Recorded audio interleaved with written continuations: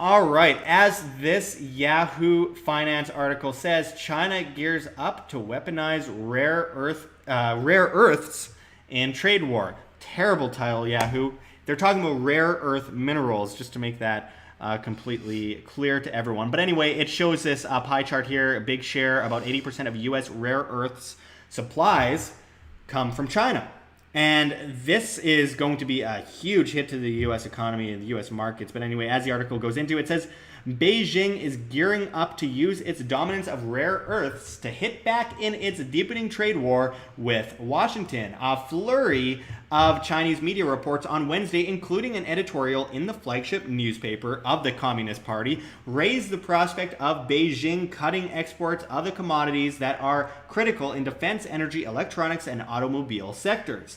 The world's biggest producer, China, supplies about 80% of U.S. imports of rare earths, which are used in a host of applications from smartphones to electric vehicles and wind turbines. The threat to weaponize strategic materials ratchets up the tension between the world's two biggest economies before an expected meeting between President Xi Jinping and Donald Trump at the G20 meeting next month. Good job.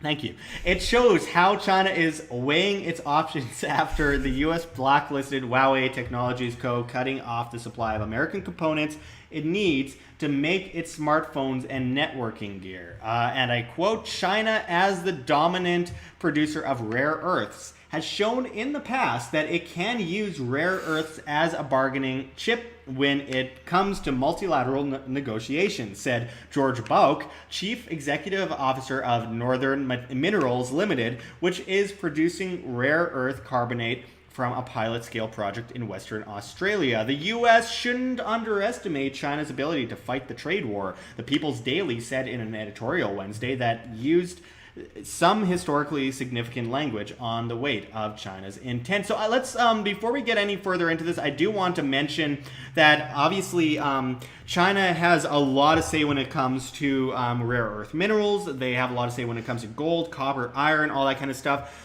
They have basically bought up most of Africa, doing what the IMF has done, while the U.S. likes to just bomb countries and take them over. China bombs them economically. So, for example, they loan a bunch of money to countries in Africa, and then those African companies can't pay it back, much like the IMF does with lots of countries throughout the world. And then China basically takes over these countries, takes over their public services, quote unquote, and basically owns them. And look, I am an anarchist. I'm against these governments, one side or the other. And obviously, China did have a big hand up in the game for many years, thanks to U.S. initiatives like the Trilateral Commission back in the 1970s under Zbigniew Brzezinski, pushing for an alliance with China that would create a massive trade ground for China to lift themselves up in the world, kind of like a guinea pig state of communism and fascism mixed together. It's a weird situation, and that goes into North Korea as well, but we won't get into all that. That just goes off into a different realm.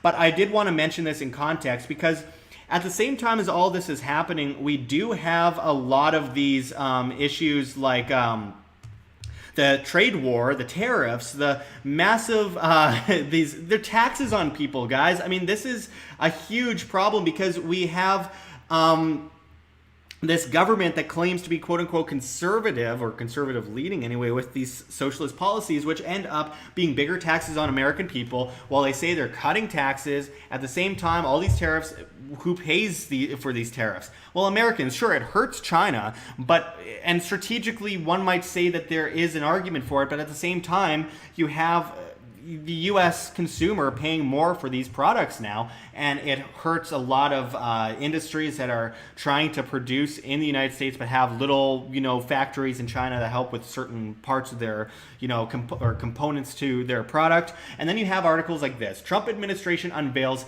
$16 billion bailout to farmers hurt by China trade war. So think about this for a second.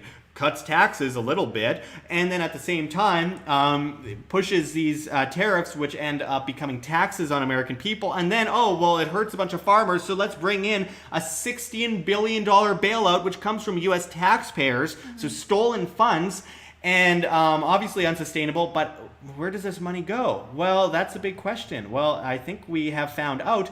As this Los Angeles Times article says, and I realize they're biased, but we'll get into it in a moment, facts are facts, rich farmers, not mom and pop farms, will collect most of Trump's tariff bailout. And as this article says, the lone valiant farmer struggling to eke an existence from his hard scrabble farm, that's the image of President Trump wants you to think about when contemplating the $28 billion now in bailouts he's spending to cover farm losses from his trade war. So it's gone way up. It's almost doubled. Think again, the vast majority of the dollars flowing to the agricultural industry via the bailouts is likely to go to farms with annual revenues of several $million. Most of them are major beneficiaries of federal crop support programs that steer billions in subsidies and low-priced crop insurance, including insurance that already covers some of their losses in the trade war. Consider one such recipient. He's Senator Chuck Grassley, Republican from Iowa, whose family farm, run mostly by his son Robin and grandson Patrick, collected $1.6 million in government subsidies in 1995 to 2017, according to a database compiled by the Environmental Working Group. The farm grows corn and soybeans. Now, I want to cut in for a moment and say, while we do have a lot of subsidies, we also have to see the difference between subsidies and tax cuts or tax allowances. So they're not stolen from as much. So there's a big difference between stealing from people to give to people and then not being stolen from as much. So I want to make that completely clear, tax incentives and all that kind of stuff. But as it goes on to say, Grassley applied for a share of the first $12 billion government bailout announced last year. Of course, according to spokesman, he'll be applying for a piece of the additional $16 billion bailout Trump announced last week. He's entirely unabashed about having his palm out to be greased by a program over which he has legislative oversight. His spokesman, Michael Zona, told the Des Moines Register that he receives no special treatment in the distribution of the government's largesse. So I want to go into this a bit with you, Erin. And by the way, I didn't mention at the beginning of the video here, we're joined by Erin Nakamoto here. And I want to talk a little bit about this because, look, there's enough mainstream media out there bashing Trump for nonsense. Mm-hmm. Let's talk about the real issues here. The conservative that's pushing socialist policies that no one's talking about because all you see is nonsense Russian collusion BS from the mainstream media. So, Erin, what do you think about this weird kind of paradigm between conservatives, socialists, left, right, subsidies, tax breaks for some, while at the same time massive socialist policies on the other side? I think it's ridiculous, and with this article especially, Trump is bailing out these people, and all of this money is flooding into these agricultural companies. Giants, yeah. And most of these companies are the companies that are feeding us and our children GMO foods. Yeah. I mean, crap, yes.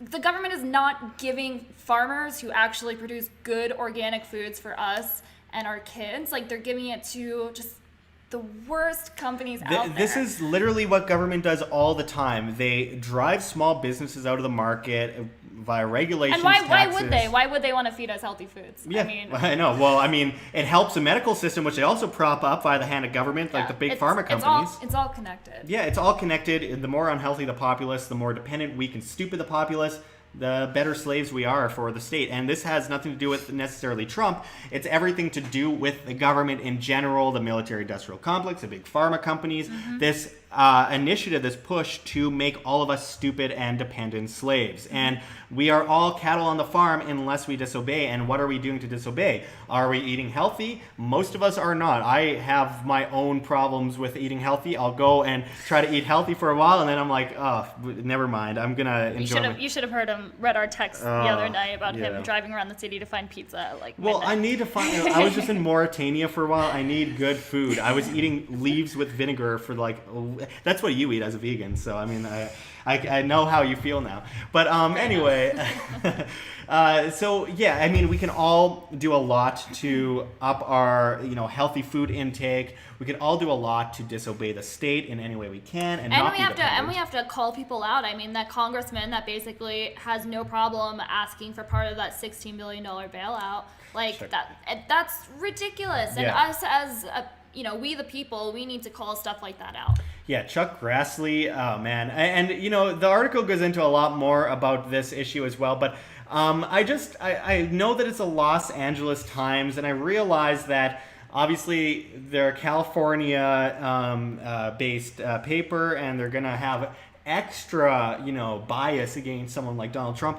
But I just find that these stories always go to the back of the newspaper rather than like the nonsense stories about Trump that I think is meant to divide people. They want certain people on the right to see it as nonsense so that they are extra supportive of Trump. And then they want the left to be, babbling on about who he has sex with. Yeah, and about the most nonsense story that don't mean anything. And Yeah. it pushes people against each other perfectly. It creates that divide and conquer agenda, and it plays out before us. And Yep. that goes into the same thing as the unhealthy foods, the dependency of the masses, the banking system, the military-industrial complex, big pharma, and it just Jinx. goes on and on forever. So, again, I think that it's important that we don't look at these things with rose-colored glasses. We need to analyze these stories as much as we can and try to see cui bono, who benefits from the news stories, from what's trending on Twitter, what's trending on Facebook, what we see most in the mainstream media, and what we don't see enough of. And it's a lot of these issues like, hey, Trump is actually pushing a lot of socialist policies. Why are we not talking about this? Oh, well, first of all, for a media like myself to talk about it, I'll just lose a bunch of subscribers if I talk about it because I'm either supposed to toe one line or the other. And it's always been that way. And don't forget- Bush, Obama, Trump. Don't forget that YouTube will heavily censor you and demonetize your channel. And Yeah, YouTube heavily demonetizes and censors videos and shadow bans videos where I actually go after Trump over real things. Like he says, I'm pulling out of Syria. Everyone's like, great. And I'm like, let's look closer at this. He's keeping all these troops there. And then a month later, it comes out, actually, we're going to keep troops in Syria because we need to protect Israel and protect the world. That's his quote exactly. Mm-hmm. And no one covers it. No medias cover it except for the show that he was on. It was on CBS. He said it on the show, but never really got brought up by many people after that. And where is it all these months later? All these people that were praising Trump for pulling out of Syria, there's still people there. That was honestly his campaign strategy is, we're going to bring the troops home. And how many troops are now going into battle in Iraq? In Iran, yeah. Iraq. In Iraq, technically, yeah, it's surrounding the border. And we're going to be going into that in another report soon. But it's just another example of we're only told what they want us to know about. We're only going to be privy to the information that benefits the state, the media, the banking system, etc., whatever helps these people that are in control. Who is in control? I don't know. It's not us. But that's the importance of independent media, and why we need your help. Mm-hmm. Yeah, more than ever, especially as we're being heavily shadow banned, and it's a lot to reach you guys these days. Let's put it that way. Every now and then a video will get through the algorithm, but most videos are not, and I've never seen it worse. I've been on YouTube since 2005. I've never seen it worse. So anyway, we have to do whatever we can to help, if not myself, Press for Truth, We Are Change, all these other independent medias, and bring that information to the populace in any way we can, because obviously they're desperate, they're getting desperate, they're scared when they're desperately trying to shadow ban everyone that talks about something that isn't within the mainstream view. And that goes for both sides of the spectrum, within the collectivist paradigm of politics, and then outside, as well as voluntarists, etc. So anyway, and you can see Anarcho Vegas, we'll be talking about this stuff as well. It's always that paradigm of central planning, collectivism, government control of the populace. Let's break free from that and be responsible, independent, free human beings. And empower each other.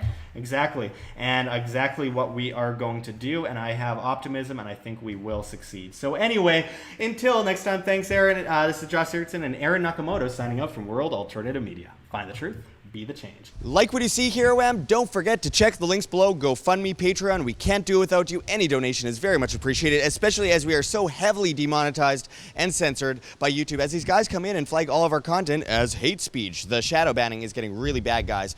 Also, check our Bitcoin address right here on the screen or in the description below. We really appreciate it. And of course, check us out at the Red Pill Expo 2019. Of course, the great G. Edward Griffin and so many other incredible speakers will be there. Our link for that is below as well. And we cannot forget Mike Maloney's goldsilver.com, which you can also find in the description. One of the greatest market and monetary historians out there. We really encourage everyone to check that out.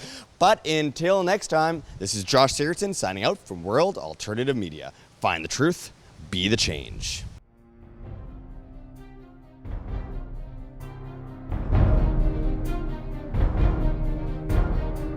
I'm sure you have already changed people's minds in your young age because you're involved, and I like that.